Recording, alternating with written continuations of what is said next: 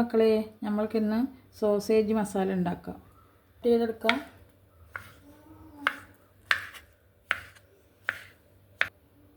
Pan അടുപ്പിൽ വെച്ചിട്ട് അതിന് 2 ടേബിൾ സ്പൂൺ വെളിച്ചെണ്ണ ഒഴിച്ചിട്ടുണ്ട്. അതിന് ആവശ്യമായ ഒരു സവാള നമ്മൾ ചെറുതാക്കി അരിഞ്ഞത് ഒന്ന് നമുക്ക് ഇളക്കി കൊടുക്കാം. ഇതൊന്ന് വഴന്ന് വരട്ടെ. ലേശം ഉപ്പിട്ട് കൊടുക്കാം. നമുക്കിനി സോസേജ് ഇതിലേക്ക് ഇട്ട് കൊടുക്കാം. എല്ലാം നല്ല വഴന്ന് വന്നിട്ടുണ്ട്. അതിലേക്ക് 1/2 ടീസ്പൂൺ വെളുത്തുള്ളി, 1/2 ടീസ്പൂൺ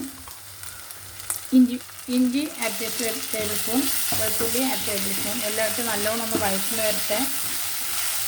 1/2 ടേബിൾ സ്പൂൺ ഇഞ്ചി പേസ്റ്റ്, 1/2 ടീസ്പൂൺ വെളുത്തുള്ളി പേസ്റ്റ് അതെല്ലാം ഇട്ടൊന്ന് നല്ലോണം വഴന്ന് വരട്ടെ. ചെറിയ 2 തക്കാളി സ്ലൈസായിട്ട് അരിഞ്ഞതിൽ ഇട്ട് കൊടുക്കാം.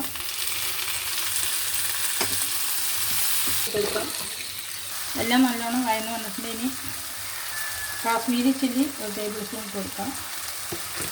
മല്ലിപ്പൊടി 1.5 ടേബിൾ സ്പൂണ്,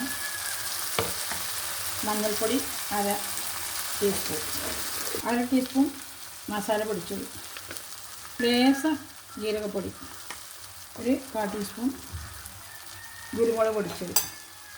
എല്ലാം ഒന്ന് നല്ലോണം വഴറ്റി കൊടുക്കാം.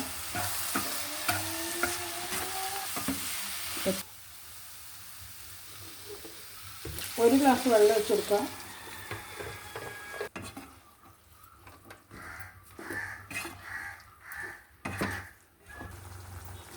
നല്ല തിളക്കുന്നുണ്ട്. ഇതിന് മുകളിലേക്ക് ഇവിടെ കുറച്ച് മല്ലിയിലുള്ളൂ, അതിട്ട് കൊടുത്തിട്ടുണ്ട്. മൂടി വെച്ചിട്ട് നമുക്ക് വേവിക്കാം. നോക്കാം.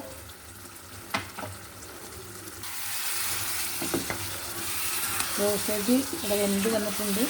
ഒരു ലേശം കൂടി വെള്ളം വറ്റാനുണ്ട്.